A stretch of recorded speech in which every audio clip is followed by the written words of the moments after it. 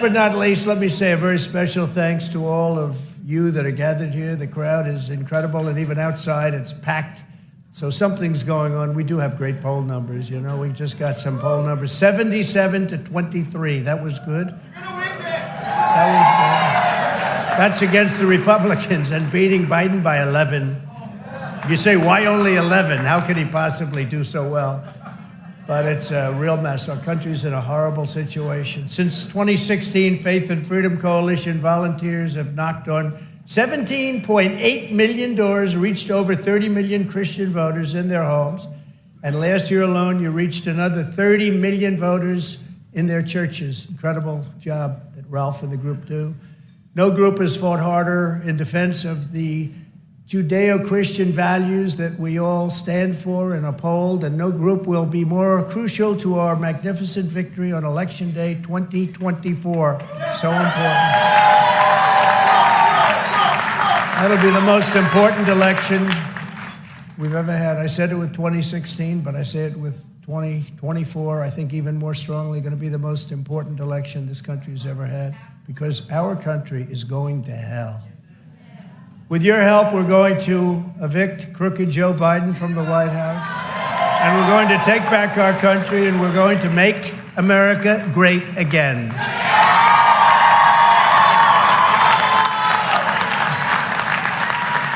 For 7 years, you and I have been fighting side by side to rescue our country from evil and from the sinister forces who hate it. I believe they hate it, and I believe they actually want to destroy it.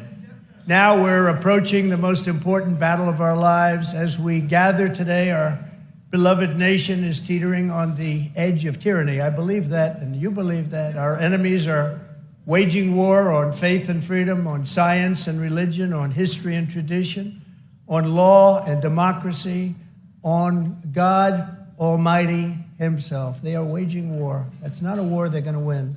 The radicals are setting fire to our Constitution, abolishing free speech, attacking religious belief, erasing our borders, corrupting our elections, and we have corrupt elections, and trying to impose their blasphemous creed and woke communism on every American man, woman, and child. And that's what they're doing, and they're trying so hard.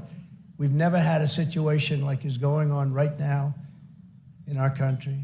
But the people in this room will never let them do it. They'll never let them get away with it, and it's not going to happen. We will not waver in defense of our faith, our freedom, and our great American flag. They don't want the flag either. They don't want anything. They don't want anything that's good. And you wonder why and how did they ever get elected in the first place? It's sick. Together we're warriors in a righteous crusade to stop the arsonists, the atheists, globalists, and the Marxists, and that's what they are. And we will restore our republic as one nation under God with liberty and justice for all. The menacing specter of left-wing repression has been growing steadily for years and years. It's been growing, and we were stopping it very powerfully for 4 years, and now it's picked up at a level that nobody's ever seen before. First, they slandered Americans of faith as haters and bigots. Then they corrupted the media. They installed radical left judges to subvert our Constitution. They used the IRS to target conservatives. They spied on our campaign, and specifically, they spied on my campaign, and we caught them. They're terrible. Nobody would have thought. Could you imagine if it was the other way? Could you imagine if, let's say, I spied? Let's not use Biden. Let's use Obama. Let's say, Mike Huckabee, that you and I spied on Obama's campaign. Do you think it would have been fine? You know, this would be away for a long time, wouldn't we, huh? They tried to take down a presidency with hoaxes and witch hunts. They're still trying, but we wouldn't let them. And now Joe Biden has weaponized law enforcement to interfere in our elections, the greatest abuse of power that I've seen and that most of you have seen in the history of our country. It's a hoax. Every time the radical left Democrats, Marxists, communists, and fascists indict me, I consider it a great badge of courage.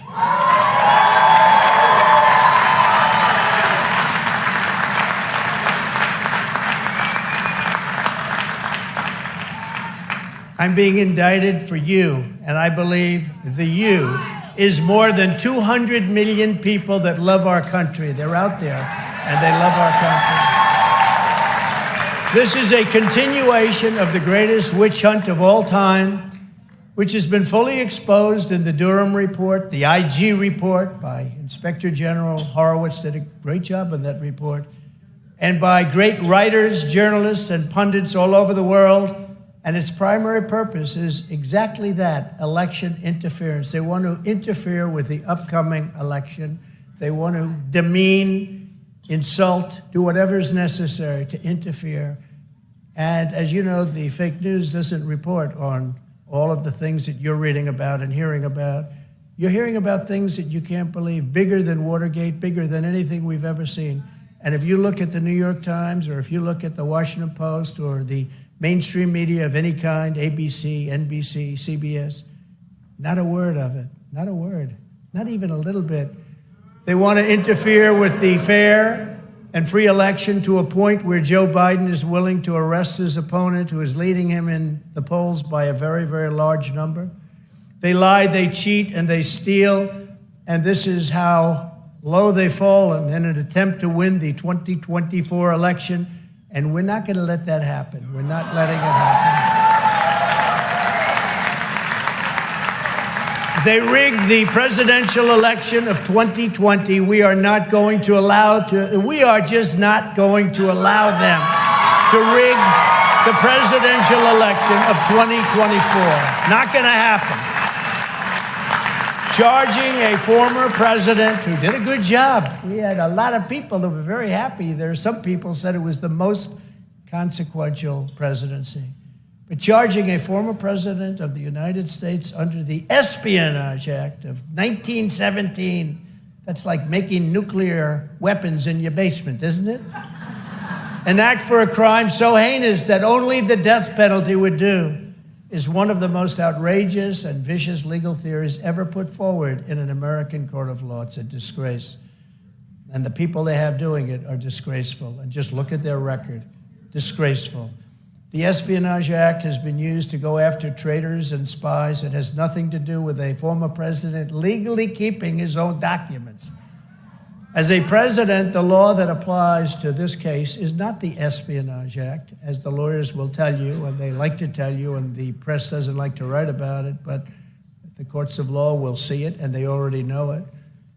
But the Presidential Records Act, which is not even mentioned in this ridiculous 44-page indictment of me. I didn't know about that. You know, when I graduated from the Wharton School of Finance, we didn't study being indicted, getting arrested, going to jail. We didn't know about that. They never taught us that. Under the Presidential Records Act, which is civil, not criminal, done in 1977, civil, I had every right to have these documents, personal belongings, in boxes. Joe Biden didn't. Even Mike Pence didn't have that right. They weren't covered by the Presidential Records Act. I was, because I was president, but they weren't. But these scoundrels and thugs, they only come after me. They didn't go after the many, many other presidents that kept their documents. You know about it. Many, many others. If you look at the Bush family, if you look at even Jimmy Carter, and I'd say he's innocent. I say Jimmy Carter's innocent.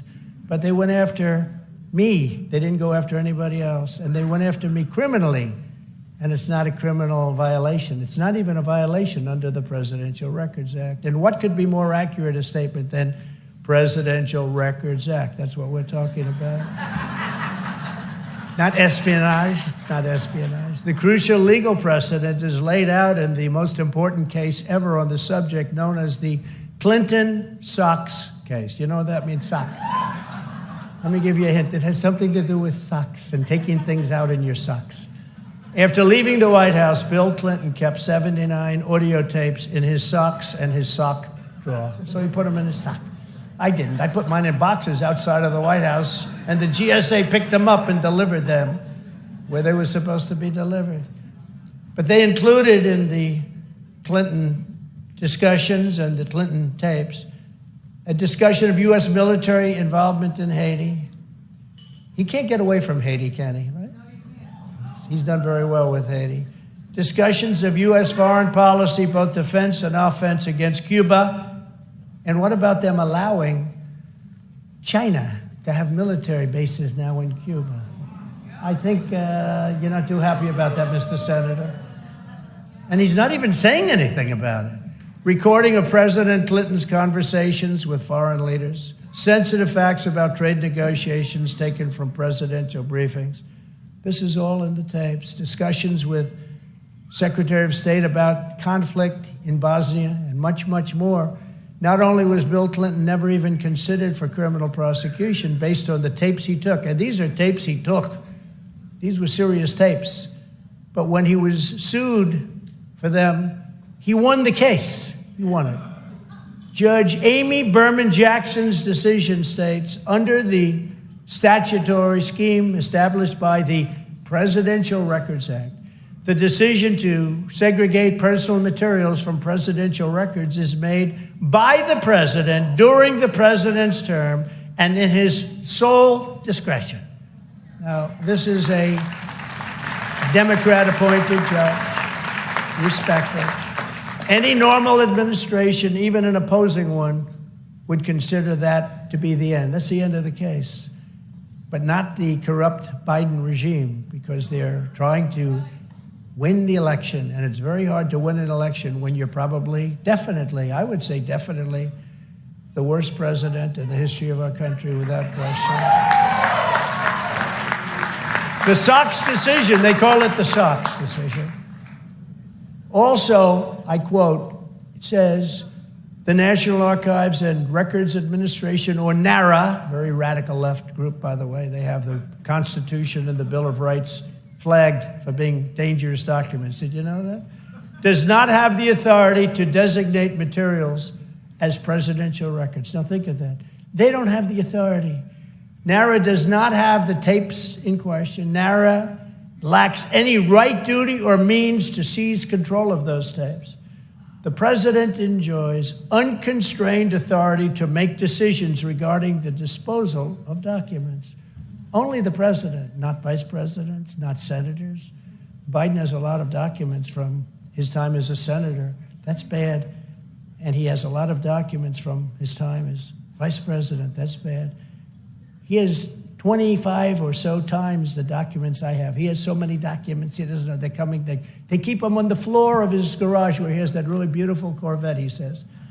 Neither the archivist nor Congress has the authority to veto the president's decision. The president can do whatever he wants with it. And this was a big deal, that act, and it was passed in Congress, 1977.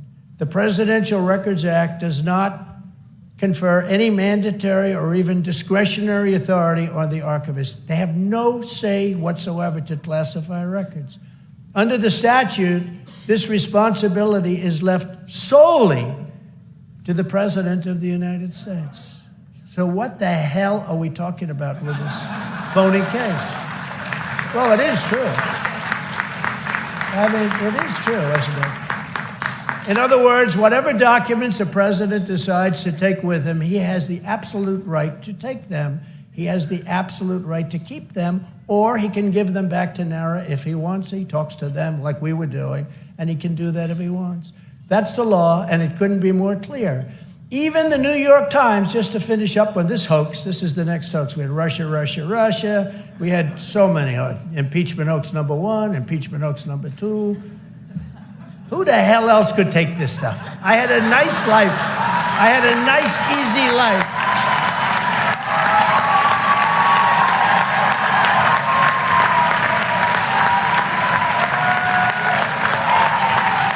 But I'm taking it for you because we're going to make our country great again. We're going to put America first, and we're doing it for you. But even the New York Times, in a major article, big article, and they must hate, probably the writer was fired after he said this. But it said headlines. It said that when it comes to asking for documents from former presidents, the only power that NARA has is to say, pretty please. Quote, asking nicely is about all they can do, and yet they reported me to the Department of Justice for criminal prosecution. They don't even have the right to ask. And if they do ask, they have to be very nice, and I don't have to give it. And yet I'm being prosecuted for this. And this is the New York Times saying it. Nothing like this has ever happened before, and hopefully will never happen again. And we are working all together because we're working as a country. And you know, I'm probably the only person in history in this country that's been indicted and my numbers went up.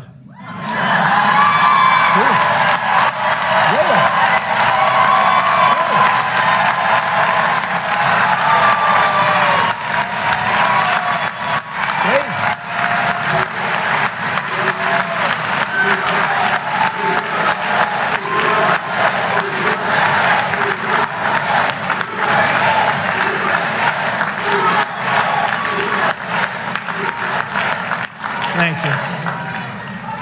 So true. You see the numbers. We're blowing them all away. It's crazy. Usually when that happens, you announce, ladies and gentlemen, I'll be leaving office immediately. And I want to spend more time with my wife and family and fight for my innocence. With me, it's just like crazy. What a life I have. I have a crazy life. But you know what? We became president of the United States, and we together did something that when you look at all of the things we did, probably nobody has ever done what we did, including rebuilding our military, biggest tax cuts in history, biggest regulatory cuts in history. All of the things that we did, we had no wars. We got out of wars. We beat ISIS. We defeated ISIS. 100% defeated ISIS. And got out of wars. And you would have never had Russia go into Ukraine. And you would have never had China. You would have never had China talking like they're talking right now about Taiwan. And you'd never have any words coming out of North Korea, Kim Jong-un, like what he's saying about the United States and our president. No, we had a much different time. They respected our country, and they respected your president. They really did respect your president. Joe Biden is the most corrupt president in the history of our country by far. Just 2 days ago, a very respected IRS whistleblower, used to be very much, you remember when the Democrats used to love whistleblowers? They don't like the whistleblowers now. Revealed that Crooked Joe sat in a room while his son Hunter messaged a Chinese Communist Party official and said to this Chinese party official, I quote, I am sitting here with my father, and we would like to understand why the commitment made has not been fulfilled. This is cash he's talking about. Yeah. Tell the director, and it doesn't get reported in the newspapers, tell the director that I would like to resolve this now before it gets out of hand. And now means right now. It means tonight. You believe this? I didn't know he was that tough. And if I get a call or a text from anyone involved in this other than you, Zhang or the chairman, I will make certain that between the man sitting next to me, my father, right next to me, Pop, hi Pop, and every person he knows, you will regret not following my direction. Now, can you imagine the newspapers not reporting this? Not a word of it in any of them, mainstream. I'm sitting here waiting for the call, he said, with my father. I'm sitting here with my father waiting for the call. In other words, send us money. Within 10 days, the Bidens got $5.1 million from China for absolutely no reason. They got $5.1 million. In fact, they've taken tens of millions of dollars from China. And that's probably why maybe he's not complaining about the fact that they're building military bases in Cuba. Maybe that's the reason, I guess. Mike, what do you think? It's not even believable. This stuff isn't even believable. The worst part of the whole story is that the press doesn't want to report it because, you know, there was a time like 15 years ago, 10 years ago, you would have gotten a Pulitzer Prize. Of course, they've been totally discredited because they gave Pulitzer Prizes for the accurate and wonderful reporting on Russia, Russia, Russia. Then it turned out to be a hoax. I said, you have to withdraw the prizes. They said, well, we don't know that and we don't want to do that. We've never done that before. I said, that's okay. Do it or I'm suing you. They said, we're not going to do it. And I sued them. You know, we're in court over that. We want them to return the Pulitzer Prize.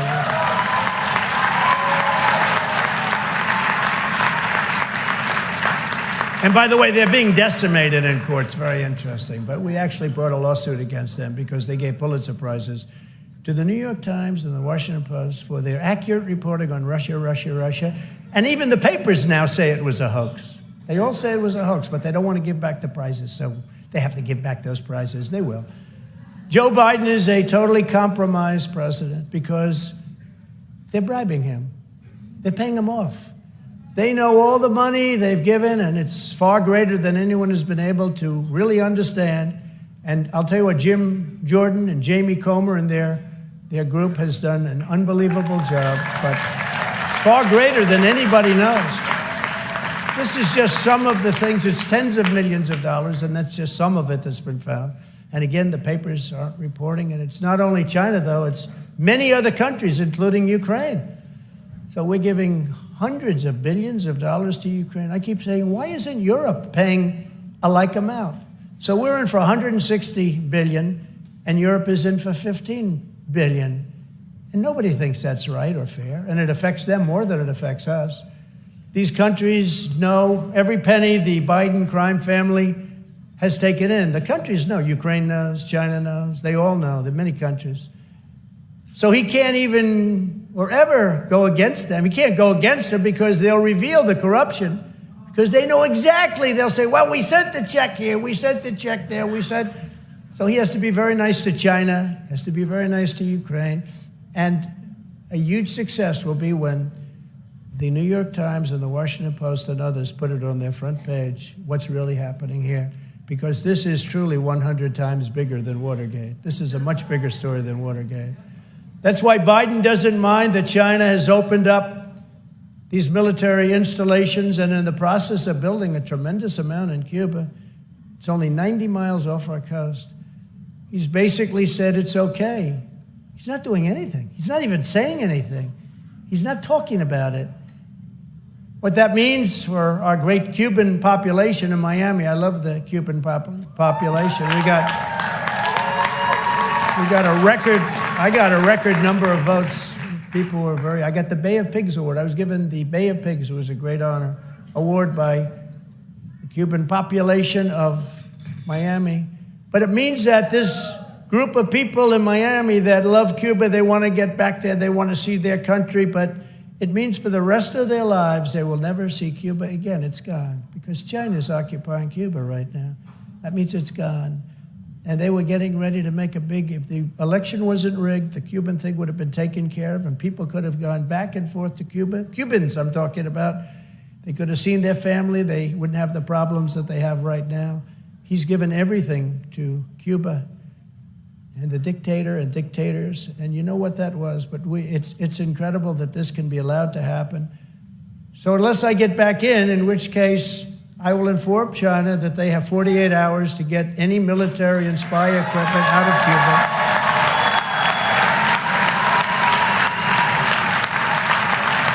Or I will drop the hammer, and there will be tariffs unlike anything that China's ever seen before. And I took in hundreds of billions of dollars of taxes and tariffs from China. No other president has taken in 10 cents, not 10 cents. Took in hundreds of billions, gave $28 billion to the farmers because they were mistreated by China. Who else does that? Who the hell else would do that? You tell me. They know. But he wants to do nothing because he can't. He's really bound to not do anything. Never forget, our enemies want to stop me because I'm the only one who can stop them. And I'm stopping them because of you. I didn't need this. I didn't need it. If these corrupt persecutions succeed, they will complete their takeover of this country and destroy your way of life forever. And that's where it's going. That's where it's going. It's a disgrace. They want to take away my freedom because I will never let them take away your freedom. It's very simple. They want to silence me because I will never let them silence you. And in the end, they're not after me, they're after you, and I just happen to be standing in their way. That's all it is. That's all it is. Very simple, actually. Ultimately, the radical left lunatics are coming after all of us because they know that our allegiance is not to them, our allegiance is to our country and to our Creator. And that's why under Biden, Christians are being persecuted like nothing this nation has ever seen before. I don't understand how people can vote, people of faith. And I'm not just talking about Christians, I'm talking about people of faith can vote for these Democrats. They've become monsters. They're fighting you all the way on religion. You know, I watched Biden during debates when he could speak, and he was trying to say, you know, oh, I love being a Catholic. You know what they're doing to Catholics right now? There's never been an assault on Catholics, the likes of which they're having right now, what they're having to go through. Biden's corrupt DOJ has targeted parents at school board meetings. They've sent SWAT teams to arrest pro-life activists. You know that.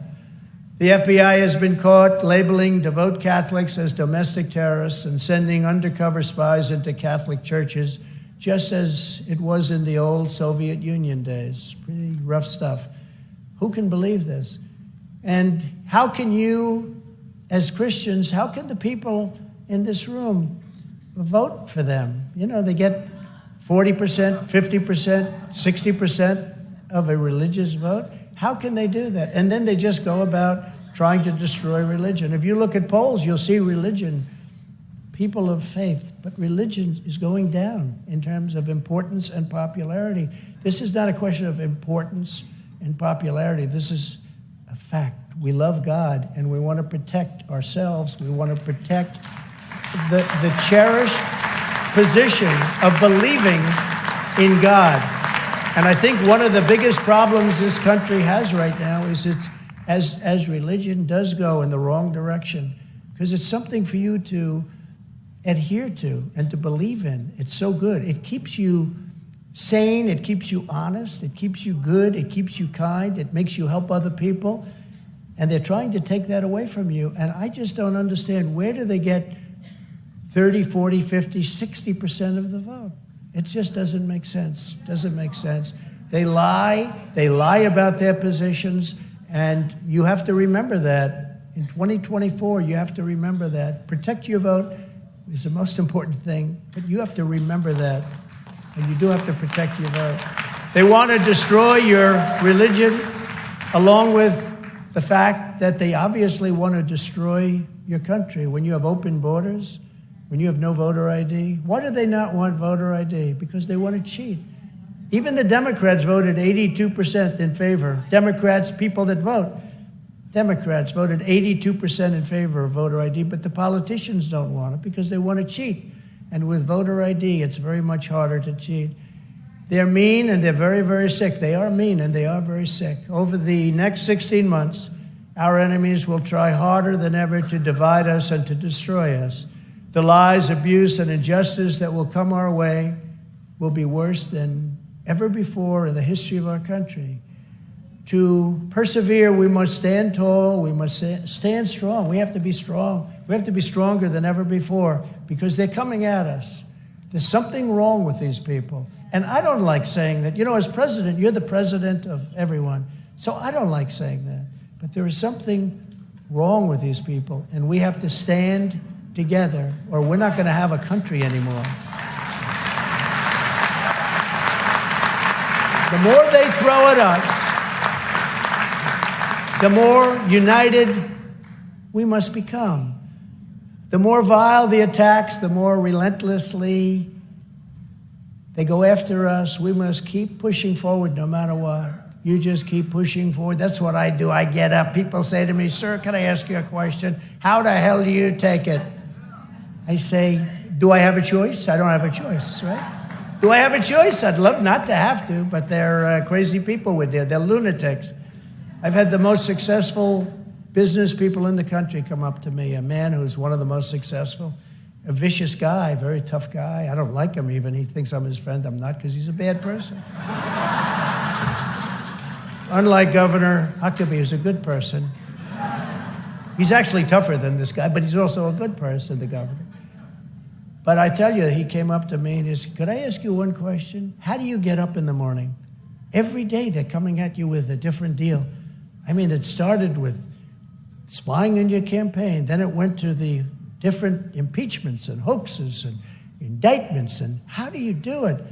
And I actually said to him, it's like it almost becomes a weapon of war. You have to fight these people and you have to beat them. We beat them now for 4 years and now afterwards. And by the way, if I weren't running right now, or if I was losing big in the polls instead of winning by the biggest numbers I've ever had, think of it, the biggest numbers I've ever had, not even close, they would stop in 2 minutes, I believe. Although maybe the hatred is so great. Actually, Lindsay and Mike, I think the hatred's so great they probably wouldn't stop. I think they would keep going, right? In my case. Normally they would stop, but in my case, I think they'd probably keep on going.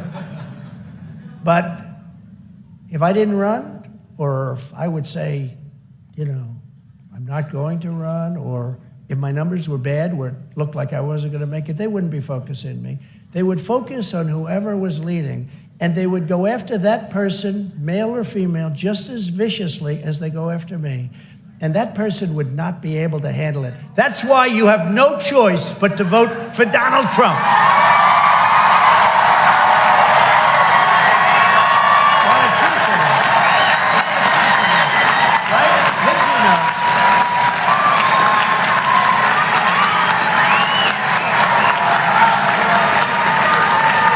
Thank you very much.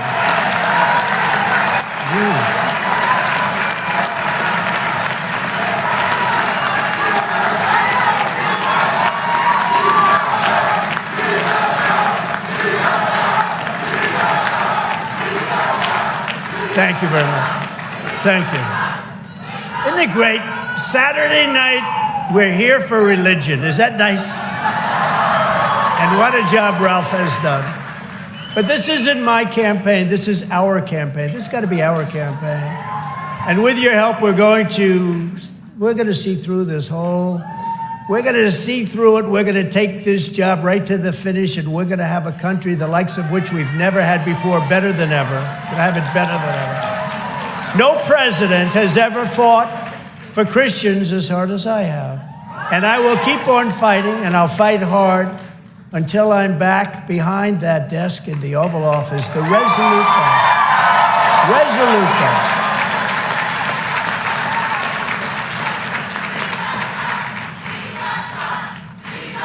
Thank you.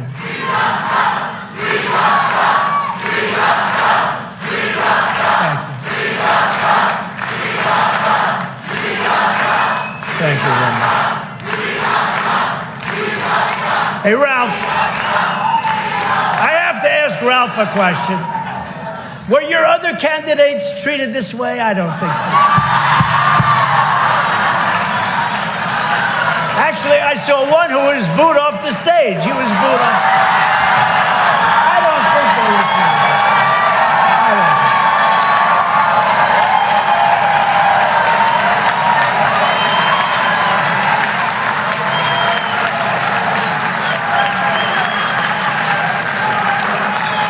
But you know, the greatest honor is, in my case, you feel this way because we went through 4 great years. We did things that nobody thought could be done, and we're going to go into them in a minute, but we did things that nobody thought could be done. So when you do feel this way, I really feel good, because that means you accepted and loved what we did in that 4 years. We did more than probably any, and many people say this, more than any president. We rebuilt our military. What we did is so incredible. We did it together. I did it because of you. I was helped by you, and we had your support, and it was amazing. So I'm very gratified to get that kind of support, because in my case, it's not just words. You know, when I first came in, I said, I'm going to do this. I'm going to cut taxes, and I'm going to cut regulations, and I'm going to do all these things. And, you know, people would say, yeah, okay, it's just words, because it's a politician. All of a sudden, I become a politician. I never had that moniker before, but all of a sudden, I become a politician. But I did all the things, but I actually did much more than I ever promised I'd do. So it makes me feel very good. We totally transformed the federal judiciary, appointing nearly 300 judges, a record, to interpret the law and the Constitution as written. I withstood vicious attacks to confirm 3 great Supreme Court justices, Neil Gorsuch, Brett Kavanaugh, and Amy Coney Barrett. And I just hope, because they're under tremendous assault and pressure. I mean, they are. Look, you know what, you see what's going on. In the sports world, they call it playing the ref. You know, they say horrible, horrible things. And some people change. A lot of them change, and we can't let that happen. I just hope that these justices who are brilliant and very good people, I hope they remain strong in the face of the harassment and intimidation that is coming their way and has come their way by the radical left lunatics. I just hope they can withstand it. I hope they don't go to the other side so they feel a little bit better about going out to dinner. That happens so often. With politicians it happens, but it happens with judges. And we hope that's not going to happen with them or any of our judges. Exactly 1 year ago today, those justices were the pivotal votes in the Supreme Court's landmark decision ending the constitutional atrocity known as Roe v. Wade.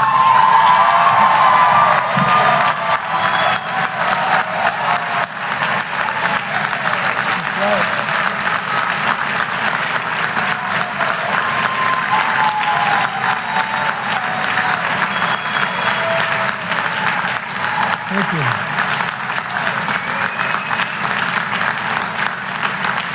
Conservatives had been trying for 50 years, exactly 50 years. Amazing that today is the day. I don't know. Did you set this up on purpose? Was that done purposely? This is the day, 1 year. I mean, today is the birthday of that decision. Did you do that? I mean, it wasn't just by a fluke, right? I assume you did. Whether you did or not, this is the birthday, so it was pretty good. And Ralph's birthday, too. That was set up, too. Something strange is going on here. You know, they'll say it's Trump's fault. It's Trump's fault. But I got it done, and nobody thought it was even a possibility. They've been fighting. Good people, strong people, smart people have been fighting for 50 years, and it never even came close to getting done. I don't believe they've ever even taken a vote. I mean, never even came close. It was something that wasn't going to happen. I got it done. I get a kick out of these candidates and even the other side. Well, I don't know. I think I'm more pro-life. I'm this. And somebody stood up, a woman stood up and said, this guy ended Roe v. Wade. How the hell can you go against him? And I sort of said that myself, actually. But I'm proud to be the most pro-life president in American history.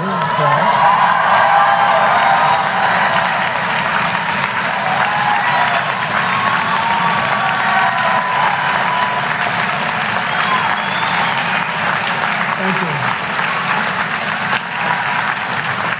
Thank you. From my first day in office, I took historic action to protect the unborn. Very historic. Nobody else did anything near what we did. And it put us in such a great position, that victory. That victory, we'll go into it, but that victory is a tremendous victory in so many different ways because they are the radical people. When they're willing to kill a child after birth, they're willing. You know, take it beyond the 9 months. They are the radical people. They are the people that are really in trouble with the Lord.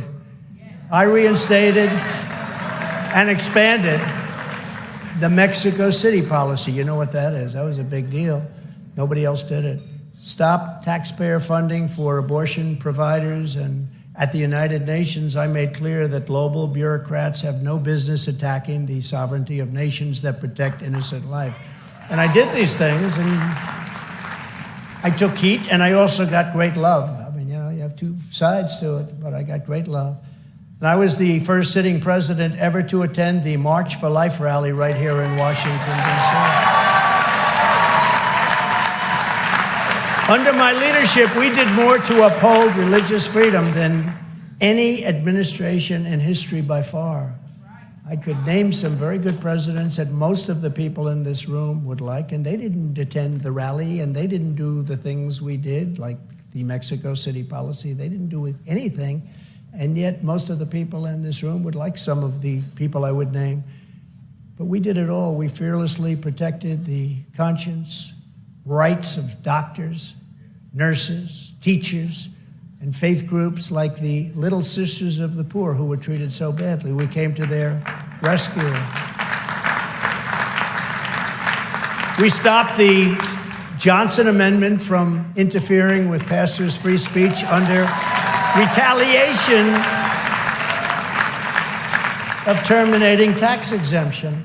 They really went after people. I was in a room and I said, why don't you speak up more? And I had 50 pastors in the room, 2 rabbis, 50 pastors. We had a number of religious leaders, heavy on the pastors, I will say that. But they said to me, I said, I want to hear you. They said, we really can't speak because of the Johnson Amendment. This was in 2015, just before I announced. I said, that means that, explain it to me. If we speak out, and if the government wants to, they will take away our tax-exempt status. I said, so you have less power, and you're the people that I want to hear from. You have less power than we were in Trump Tower, 60 stories up, looking down. I said, than any people walking on that sidewalk outside.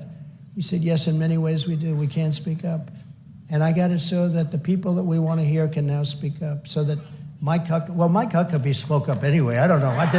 Did this have any? I don't think it had much impact on you. It had no impact on Mike. But it had a lot of impact on a lot of other people, and they have been speaking up, and it's important that they do so. I issued guidance making clear that the right to freedom of worship does not end at the door of a public school. Public schools are in tremendous trouble. And I was the first and only president to convene a meeting at the United Nations to end religious persecution worldwide. No other president has ever brought it up. As president, I stood proudly with our friend and ally, the state of Israel. I did more for Israel, they say, than any other president. I kept my promise, recognized Israel's eternal capital, Jerusalem, and opened the American embassy in Jerusalem. And I tell the story that sometimes, I don't know, it's maybe more of a good business story, but a general stood before me with something to sign, executive order, because I had won that battle. And it was a bill, essentially, for $2 billion to build an embassy in Jerusalem. And I said, General, what is this for? Sir, this is to build an embassy in Jerusalem. I said, this says $2 billion. How can you spend $2 billion on, like, I envisioned it as a one-story building, right? Nobody in this room, if you're in the real estate business, would spend quite that much. Maybe you'd spend like $2. But I said, how can you ask for $2 billion? Well, that's what they told. By the time you buy the land, sir, and you build the building and everything else, it's going to cost $2 billion. So I called up our ambassador and I said, David, see if there's something we have there already. We own a lot of land in Jerusalem.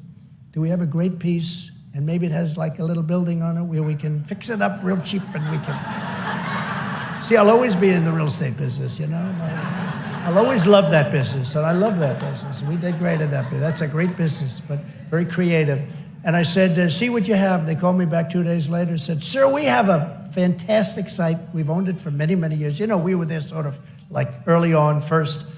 We have a great site, and there's a building on it that's been essentially abandoned, but it's a very strong structure. And we think we could fix it up and get it open very quickly. I said, how does it compare with the site that we're going to buy, that they want to buy for a ridiculous amount of money? By the way, that particular person who owned that site is not happy with me, I can tell you. That is not a person. We're going to pay hundreds of millions of dollars for this site. So I said, what do you think of the building? Well, I think we could fix it up. So they called me back a week later. I sent some people over. They said, sir, we can build a new embassy for $400,000. I said, let me ask you a question. It's the only time I ever said this. I said, listen, it sounds too cheap. We got to make it more. No, it actually sounded, I never did that. Usually I'll say, make it 200,000. I said, we got to make it more. It doesn't sound right. But a friend of mine in a big building in Manhattan has beautiful white stone, beautiful beige and white stone opposite his elevator bank. And every time I go into that building, he says, now he says president, but he used to say, Donald, look at the stone, it's so beautiful. And after saying it to me like 12 times, I said, what is it? He said, it's Jerusalem stone. It's so beautiful, very, very expensive. He's a very rich guy. He talks about the cost of stone, right? That's why he's rich, I guess, right? When you think. But he said, it's so beautiful, and I'm so proud of it. Jerusalem stone. So now I'm sitting here talking about building something in Jerusalem, and we're going to do a renovation of an existing building. And I said, listen, can we wrap that building in Jerusalem stone? Is it expensive? They said, absolutely not. We're in Jerusalem. We can buy it for free. So the whole building is made out of Jerusalem stone. Isn't that good? Sort of good. A little business story. But I did something else. And we got it built. You know, that thing would have never been built, the $2 billion building. It would have been years and years and years. And you might not have, they probably would have ended the whole concept of even moving the embassy to Jerusalem. It would have. So we got it built. And there's no reason to do any better because it's really a beautiful embassy, one of our nicest embassies, I think. But someday they'll come along and say, let's waste billions of dollars and do it the way we originally planned. But it's a great embassy and was very proud to do it. But we did something else that they weren't even asking for. The most pro-Israel people weren't even asking. I recognized Israeli sovereignty over the Golan Heights. And that has been going on. And that has been going on for 51 years. They've been trying to get that. People would fly in, fly out. They'd have meetings every 2 years. People would fly in, talk about it, fly out. I brought some people that truly knew Israel and understand Israel. I said, explain Golan Heights to me. You have 5 minutes or less. And they did it in about 3 minutes, but they talked about the importance. They talked about the height, the visibility, the military protection, all of the different things, and I approved it. And nobody even asked for it because they thought that was too far-fetched, but I got Golan Heights approved for Israel, and nobody talks about that one, but that was a big one. And then the biggest of all, but this administration has totally blown it. I pulled out of the horrible, horrible, one-sided, miserable Iran nuclear deal, which was expiring just about now anyway. And they were ready, had the election gone the way it should have gone. They were ready to make any deal with me. And as you know, I said to China, you can't buy. If you buy, we're not going to do business with you. Okay, we won't buy. No oil from Iran. Nobody was buying oil. They were ready to make a deal. We would have made a great deal for everybody. They would have been terrific. We all would have. They were dying to make a deal. And then when that tragedy turned out, the world's most corrupt election, when that tragedy turned out, what happened is everybody started buying oil from Iran, and Iran now is very rich. And instead of having a great negotiating position, we have a terrible negotiating position. And they're actually trying to make a deal that was worse than the first one. The first one was horrible. The first one was a short-term deal. I mean, it wasn't like it was for 50 years or 100 years. It would be expiring just about now. So, and that was a license for them to make nuclear weapons. And you cannot let Iran have a nuclear weapon. You cannot let it happen because bad things will happen if that happens. But I got that approved. That was the biggest of all. I was bigger than Jerusalem. That was bigger than the Golan Heights. I always considered that to be the biggest. But unfortunately, they took that deal and didn't do anything. Iran was they were dying to make a deal, and they didn't do anything with it. And then, of course, we did the Abraham Accords, which would have been, I mean, something incredible. Something incredible. So we took care of Israel like no president has ever. In fact, they said if I ran for prime minister of Israel, I'd get 99% of the votes. I'm thinking about doing that. We delivered the largest tax cuts and regulatory cuts on record in the history of our country. And we built the greatest economy in the history of the world. There's never been an economy like the economy we had. More jobs, more everything than we've ever had before. We achieved energy independence, and we're ready to be energy dominant. We were going to supply oil to all over Europe, everywhere. I was the one that brought up Nord Stream 2. You remember that. Nobody ever heard of Nord Stream 2. I said to Germany, Angela Merkel, I said, you can't make that deal. If you make that deal, that means you're going to be subservient to Russia. She said, no, Donald, this will be wonderful. It didn't turn out to be too good for them.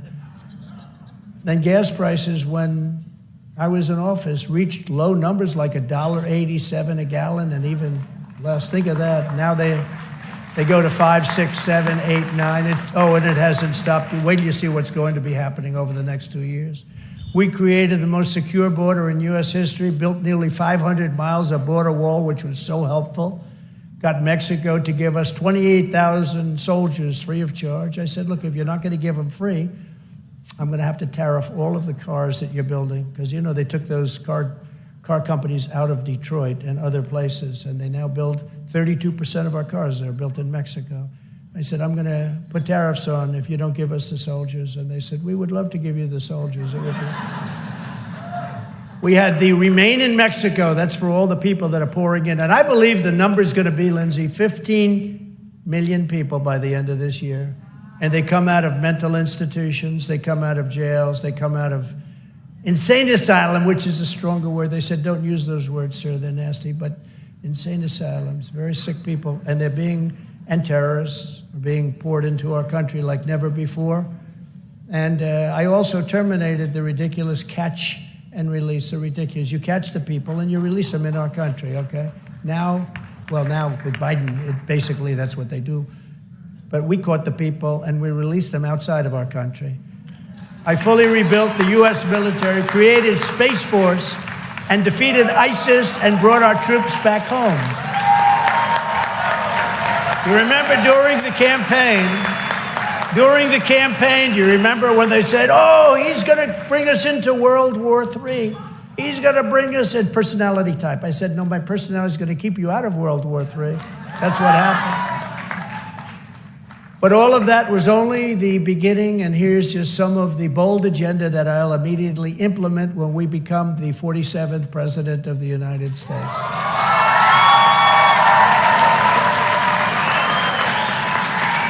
And I'll work with the people here and a lot of other people in Washington right now, because I just rode through Washington, and it doesn't look like it used to look with me. They have fences around their parks.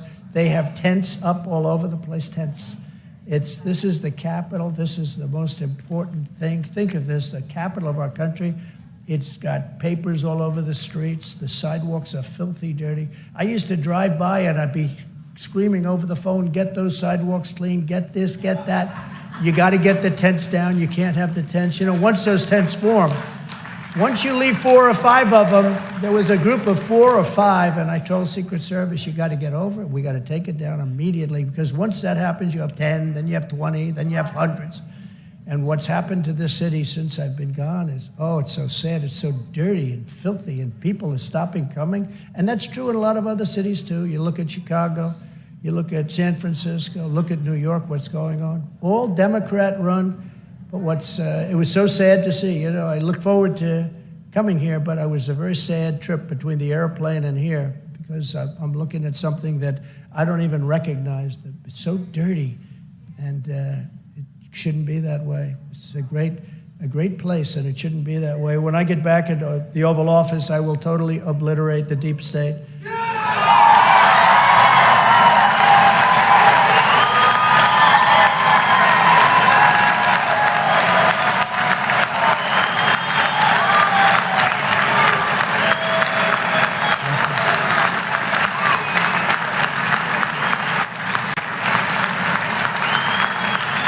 Remember, we didn't know if there was a deep state. People would say, yeah, I don't know. Now about everybody thinks, yeah, there's a deep state. I call it a bad state. I'll fire the unelected bureaucrats who have weaponized our justice system. And they have weaponized. And we'll create the Truth and Reconciliation Commission to declassify and publish all documents on deep state spying. They spy on so much. Censorship, corruption, including all of that on Christians. The Christians have been under siege under this administration. Just please remember that. Please remember that when they tell you about how much they love you. They don't love you at all. They don't love you at all. Never again will federal law enforcement be used to target religious believers. And hopefully never again will it be used to target opponents in an election, because that's what they're doing. Americans of faith are not a threat to our country. Americans of faith are the soul of our country. And when I'm back in the White House, I will once again appoint rock-solid conservative judges and the mold of justices like Antonin Scalia and the great Clarence Thomas, who really they are going after right now very unfairly. Read that, sir, very unfairly. And before Election Day 2024, I will again release the full list of names from which I will select my appointments to the United States Supreme Court. I did that last time, and it had a big impact. To stop the Marxist, and they are indeed Marxist, or worse, fascist, Marxist, prosecutors who release rapists and murderers while persecuting conservatives and people of religion, I will direct a completely overhauled DOJ to investigate every radical DA in America, AG in America for their illegal racist and reverse enforcement of the law. These are bad people. And they're being run by the DOJ, just in case you have any questions. You know, in New York, where they go after me, never had a problem. All of a sudden, I got a DA who's after me. Bragg. But you know what they did? They put people from the DOJ into the DA's office. Can you believe it? I don't even think that's legal, they say. But I have DOJ prosecutors in there telling them how to go about it. But they haven't done a very good job because they have no case. To deter illegal immigration coming from jails and these mental institutions that I've told you about, all of the terrorists we're infiltrating, and they're infiltrating our country like never before in the history of our country. I don't think any country in the world has gone through this. And I always say, even a third world country wouldn't allow people in like this. They would stand there with sticks and stones. They wouldn't allow it to happen. One thing, nobody's been able to tell me why this is a good thing. Why is it a good thing? It's not good politically. Now, they all say, oh, no, they'll go and they'll vote. Well, first of all, we're doing very well with Hispanics, and large numbers are Hispanics. But you know, even more so, they don't need people because they cheat so much on the voting, they don't need. But if you think of their policies, open borders, high taxes, high interest rates, no voter ID, bad military, woke military, all these things, you can't win on policy unless you cheat. Just think about it. How can you win on any of those things? Does anybody really, I don't care, give me the most liberal person, does anybody who's liberal or anything else want people to march and steam into our country and just come into our country? We have no checks, no balances, we have no idea who they are. And they do. They come from prisons and mental institutions, many of them. The mental institutions and the prisons in countries all over the world are being emptied out into the United States of America right now. Now, how the hell is that good politics? I don't understand it. And yet, they get votes. They get votes. Somebody someday will explain it, or maybe people just don't know. That's why I say it as many times as I can, because nobody can want that to happen. I've already announced that I will sign on day one an executive order ending automatic citizenship for the children of illegal aliens. You have to do that. We're the only country in the world that does it. If you literally set a foot in the sand across the border, your child is called welcome to being an American citizen. It's so unfair to our country.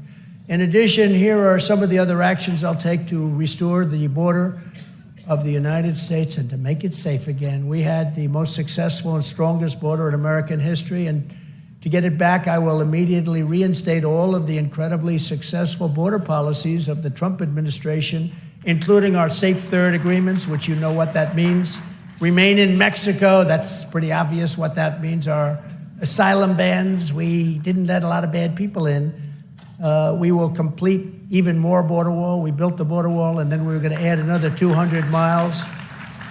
And that's when I knew they actually wanted, because in 3 weeks they could have had it completed. And they not only didn't complete it, they took the gates, the fences, and the walls, and they moved it to other parts of the country so that nobody could get to it. And I said, you know, they must really want to have open borders, because we added in certain areas, it's a little like water coming through, right? Then you have certain areas that you learn when the wall is up. So we were closing up those areas, would have been just incredible.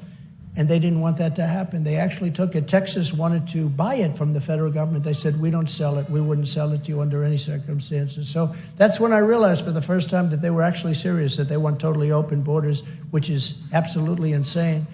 And we're going to restore the prosecution policy, which saw a record number of prosecutions of illegal aliens who had to leave the country. We had to get them out. Sometimes they were so evil, so bad, that would put them in prisons in our own country because they have a tendency to come back. But they weren't able to come back because we had a very strong border. Drugs now are, think of this number. We did very well on drugs, not well enough, by the way. Nobody does well enough until they're gone, because I believe we're going to lose 350,000 people this year and destroy families all over our country. It's like an invasion. But drugs now are 12 times higher than they were just 2.5, 3 years ago. 12 times higher. They're pouring in. Fentanyl is pouring in. President Xi and I had a deal. He was going to make it criminal to make fentanyl in China. There'd be no more fentanyl coming from China. When I didn't win the election, meaning I won it, but when it was rigged, when the election took place, he said, well, I don't have to go by that deal anymore. He didn't want that deal. But it's made much of it in China, and it flows through the border. We want people to come into our country, but we want them to come into our country legally. We want people to come in. We want them to come in legally. And furthermore, I'll fully implement Title 42 across the entire southern border based on all of the diseases that illegal aliens are bringing in. It's unbelievable that even the judge in the case said, do you know what you're doing? Because the Biden administration wanted it terminated. And the judge wouldn't do it, but it terminated itself. Judge can't do anything about that. Judge said, you know what you're doing by asking for this? And we will have to do rapid deportation of all of these border crossers. But we have people that are very seriously ill with contagious diseases, and they're pouring into our country along with all of the rest. We have no idea who these people are. Nobody cares. Nobody cares on the other side. They can just come in. A friend of mine called. He said, how do I go about becoming a citizen? Do I take classes? I say, well, don't say I said it. But if you happen to walk down to the border, just walk across and you'll be fine. You know, it takes some people 10, 12 years. They go take tests. It's a beautiful thing to watch. And they love the country so much, and yet others just walk across the border. I'll also use Title 42 to end the child trafficking crisis by returning all trafficked children to their families in their home countries immediately. Horrible. Horrible. And I'll shift massive portions of the existing federal law enforcement apparatus to immigration enforcements, including parts of the DEA, ATF, FBI, and Homeland Security investigators. We're going to move them around. I will issue a policy directive making clear that a core national defense mission is to protect American sovereignty, and therefore we must use any and all resources necessary to stop this incredible invasion. It's an invasion, including moving thousands of troops currently stationed overseas and elsewhere to our own southern border. Following the Eisenhower model, I don't know if you know this, but Eisenhower was very strong on the border. We will carry out the largest domestic deportation operation in American history, and we're going to get the bad ones out quickly. We got a lot of real bad ones. You know, these countries are very smart. I got to know all of the heads of the countries. They're very smart, very streetwise, and they don't let their good people come. They send the people in the caravans that they don't want, even if they're not officially criminals, if they're not officially, bad people, as we say, or people with serious medical problems. They want their people to stay in their countries. They don't want them to leave. And they organize many of the caravans. The heads of the countries organize these caravans, and they come right into the United States now. We stopped them cold, but they come right into the United States now. I will invoke the Alien Enemies Act, something people didn't even know we had, to remove all known or suspected gang members, drug dealers, or cartel members from the United States, ending the scourge of illegal alien gang violence once and for all. We were very tough on MS-13, the gang members. They don't like me at all. They don't like me too much. We will destroy the cartels, including by deploying U.S. Navy to impose a full naval embargo to close the waters of our region, because the land will be closed up, and to all smugglers and traffickers. And they traffic mostly in women, just in case you didn't know that. It's mostly women, not children, not men. It's mostly in women. It's a horrible thing. It sounds like almost a prehistoric thing, but it's not. It's very modern. And what's made it so bad is the internet. It's like a big, huge business, but they traffic mostly in women. During my administration, we also took extraordinary steps to improve vetting for legal entry to keep criminals, thugs, and terrorists the hell out of our country. We strengthened the citizenship test by a lot. We stripped citizenship from those who threatened our security as a nation. We did social media vetting and created the first ever national vetting center. It's very successful. We found laws that had never been used before, and we use them now because not easy to go through Congress, but there are so many laws. We used many of them and very successful, including the right to tariff by the president, because again, China paid us and other countries paid us hundreds of billions of dollars, and it saved our businesses too, made them competitive. Today, I'm announcing a new plan to protect the integrity of our immigration system. Federal law prohibits the entry of communists and totalitarians into the United States.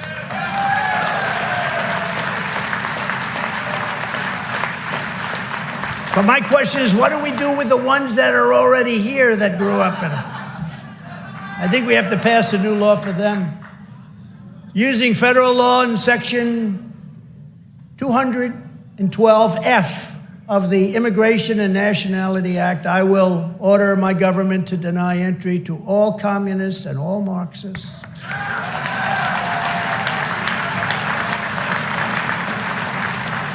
Those who come to and join our country must love our country. We want them to love our country. We don't want them when they want to destroy our country. Welcome to America. We want to destroy your country. Thank you very much. So we're going to keep foreign Christian-hating communists, Marxists, and socialists out of America. We're keeping them out of America. When I was president, the world was stable and calm because America was respected and strong. Now, as we see in Russia and all of these other places, this whole world is on fire. This world is on fire. Before I even arrive at the Oval Office, I will have the horrible war between Russia and Ukraine totally settled. I'll have it done in 24 hours. I say that, and I would do that. That's easy compared to some of the things, but I'd get that done in 24 hours. I know them both. I know them both. As the Bible says, blessed are the peacemakers. See that? I will be your peacemaker. I was your peacemaker.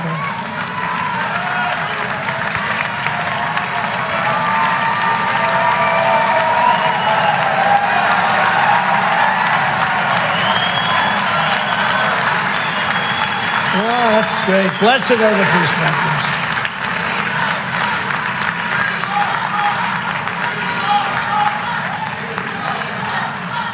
Thank you very much. Thank you very much. But it's so true, the peacemakers. I will stop Joe Biden's inflation nightmare, save the U.S. economy, and I will always protect Medicare and Social Security, which for some very bad politicians, it's under siege. I don't know if you know that. It's under siege by people that tried to do it before. I won't mention names. As your president, I will continue to stand proudly for pro-life policies, just as I did for 4 strong years. And we cannot, in this room, and Republicans, but the people in this room, we cannot be afraid to take on the Democrat extremists. We can't be afraid. We have to be strong and powerful. That's why when I'm reelected, I will continue to fight against the demented late-term abortionists in the Democrat Party who believe in unlimited abortion on demand and even executing babies after birth.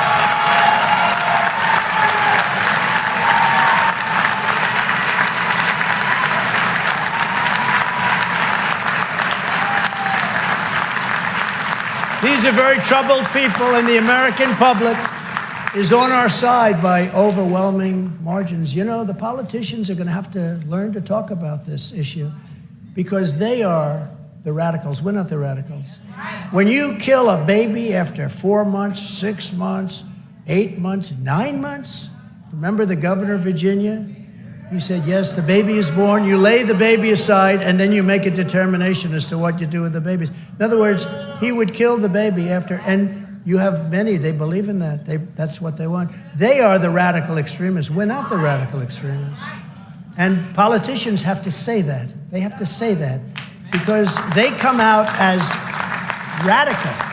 And the Democrats that believe in this late-term abortion, thanks to the Supreme Court decision of exactly 1 year ago, we gave those who have long been fighting for a pro-life cause negotiating power for the first time ever. You have tremendous negotiating power. Now, with Roe v. Wade, you had none. You had no power. we've now given pro-life people tremendous power to negotiate something that will be happy, that will be good for everybody. And you have power for the first time. You didn't have that power. You had no power. They could do anything. They could kill the baby after the baby was born. They could kill the baby in the 9th month. These are horrible, horrible things to think about.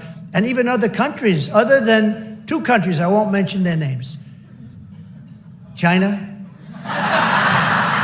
and North Korea. They have very strong limits. But I believe the greatest progress for pro-life is now being made in the states where everyone wanted to be. That's one of the reasons they wanted Roe v. Wade terminated, is to bring it back into the states where a lot of people feel strongly it should be, and where legal scholars feel very strongly it should be, with the 3 exceptions that I support and Ronald Reagan before me supported, for rape, incest, and for the life of the mother. A lot of people are more and more coming into that fold, and it's something you have to very consider. You have to go with your heart. You have to go with your mind. You have to make that decision. But the 3 exceptions, and Ronald Reagan was there a long time ago, and I got through 2 very successful campaigns. Actually, my second campaign was much more successful. I got 12 million more votes, so I don't know. I wonder what happened. However, there, of course, remains a vital role for the federal government in protecting unborn life. And it's very important. And I propose for you tonight, just as I did when I said that we will win the Supreme Court decision on abortion. Remember, I said that during my campaign. Everyone said, that's not going to happen. Nobody thought that was going to happen, but I will fight for you like no president has ever fought before. We'll get something done for the country. We're going to be for the country. We will defeat the radical Democrat policy of extreme late-term abortion, and we will bring everybody together to protect our precious unborn babies in a very, very big way. And now you have the power to do it because we terminated Roe v. Wade. Every child born and unborn is a sacred gift from God.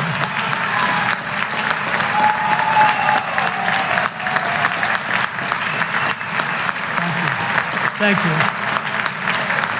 But you're in a much different position than you were before. Before you had nothing to negotiate with. Today you're in the driver's seat, very much in the driver's seat. Under my leadership, the United States will also rejoin the Geneva Consensus Declaration created by my administration and signed by 36 nations to reject the globalist claim of an international right to abortion. This declaration affirms the family as the foundation of a good and great society and states that every human being has the inherent right to life. And Joe Biden withdrew the United States from this historic declaration his very first week in office, as he did so much else. They ended Anwar, the biggest drilling site in the world, probably larger than Saudi Arabia, if you can believe it. This was in Alaska. Ronald Reagan couldn't get it done. Nobody could get it done. I got it done. And in the first week in office, he terminated Anwar. Would have been unbelievable, would have been great, but we'll bring it back. We'll bring it back. So many different things they terminated, but some things they couldn't terminate, like the tax cuts. They have never been able to do that. A lot of the regulation cuts that created all those jobs, they're having a hard time with that. But I'll return us to where we were right on day one. We're going to be returning our country very quickly. It's going to happen very fast. We know the right people. You know, I went through a lot of people. Some were fantastic. They were great. And some weren't good. But I came here, and I was only in Washington 17 times during my entire life. I read this in an article, so I assume it's true. Of course, it was written by a group that I'm not a big believer, but they said 17 times. I never stayed over.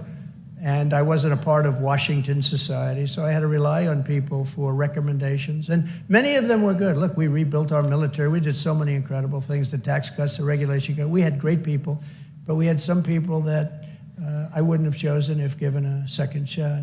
We had weak people. We had stupid people. We had people that had no leadership ability. We had some very bad people. We had some very great people that I'd use again in a heartbeat. Look at all the things we did. We did that because of great people.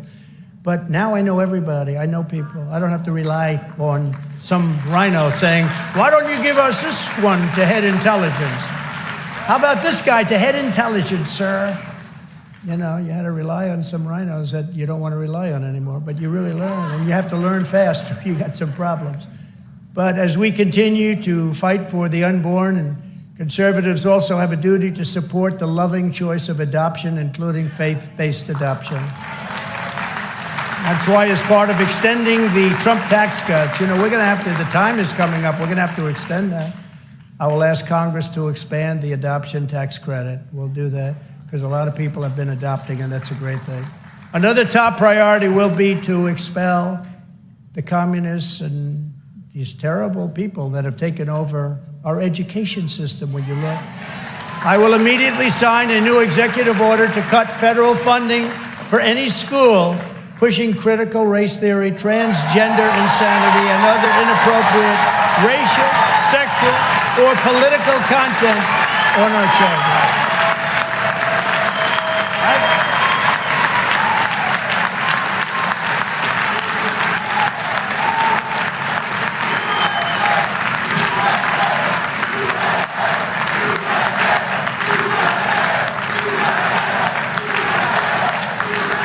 And I always say this, can you believe this? Can you imagine saying this 10 or 15 years ago? I will fight for parents' rights. Of course you fight for. Today I have to say, I have to make it, I will fight for parents' rights. Of course you fight for parents' rights. Who would ever think you have to say that as a politician or as a person at a microphone? Including the right to send your child to the public, private, charter, or religious school of your choice. At the same time, I refuse to abandon our public school system to these lunatics, because what's happening there is terrible. That's why I will fight for the direct election of school principals by the parents of the school. If any principal is not getting the job done, the parents should be able to vote to fire them immediately and to select someone who will. Right?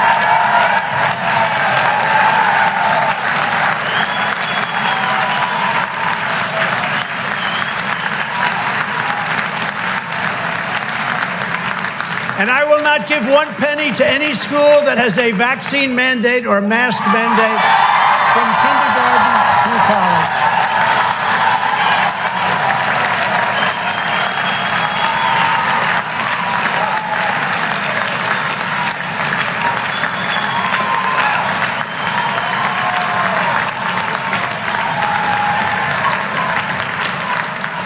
And something else I find hard to believe that I have to even say, it's so ridiculous. It's so horrible and so ridiculous. I will keep men out of women's sports.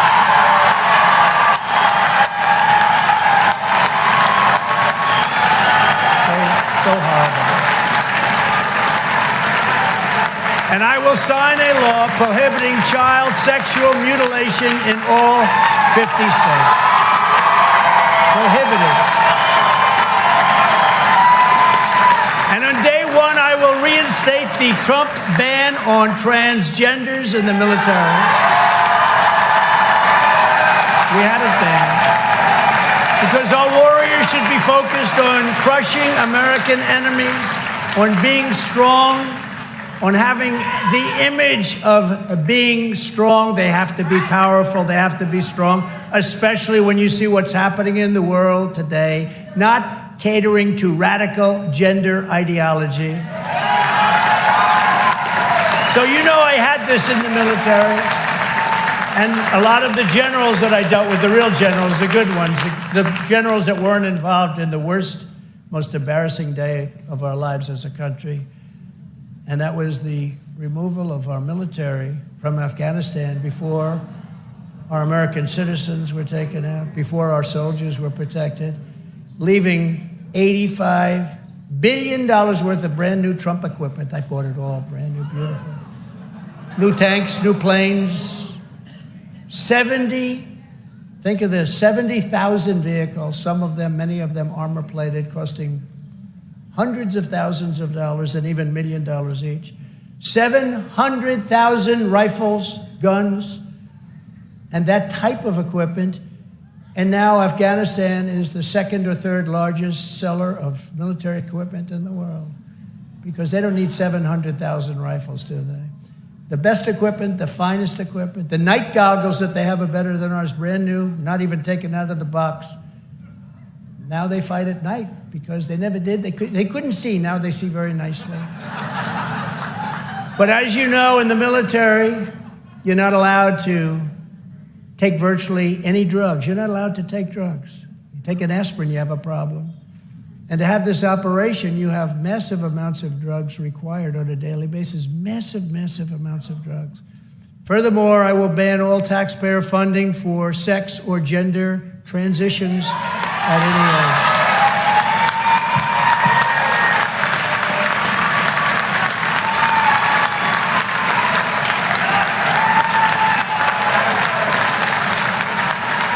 And just as I've done for 4 years, I will fully uphold our Second Amendment. We need our Second Amendment. I will bring back free speech in America. And finally, to restore pride in our history and confidence in our future, I will lead a massive year-long salute to America to celebrate the 250th anniversary on July 4th. This was July 4th, 1776, okay? There are other dates you hear about, but this is the date that we recognize, 1776, and we're going to have a big celebration, and it's going to be a celebration like we really deserve in this country for everything we've gone through. With you at my side, we will give our nation's founding the amazing anniversary party that America needs and so richly deserves. Days from now, all of us will be celebrating this year's Independence Day at a very challenging time for our country. As we do, let us remember the words of one Massachusetts preacher during the Revolutionary War on an autumn night in 1777, when the fate of our nation looked very, very bleak, much as it does in many ways right now. Be of good courage, he urged the patriots in the pews, because the cause of American independence is a glorious, glorious cause. Today, we are a nation in decline, and it is because of our corrupt and inept leadership and the power of modern-day weaponry. It's so powerful, so horrible. It's so horrible. The levels of power, you've never seen anything like it. Shouldn't even be discussed.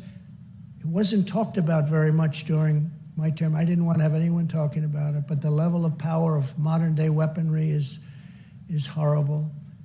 It's the most dangerous period in the history of our country. It's time for us, because of all of this, so scary. We have leaders that don't have a clue. We have leaders that have no idea what they're doing. They have no idea. We have leaders that are totally corrupt. These are corrupt people. It's time for us to keep our faith, our unity, and our resolve. We must be strong like never before. We must be unstoppable. Together we will take on the communists and the Marxists and the fascists and the globalists and the fake news media, which is just as bad as all of them. And we have to take on crooked Joe Biden and the worst administration in the history of this country. And propelled by the spirit of July 4th, 1776, we will win a righteous and resounding victory on November 5th, 2024, and we will make America great again, greater than ever before. Thank you all very much. God bless you. God bless you. Thank you very much. Thank you.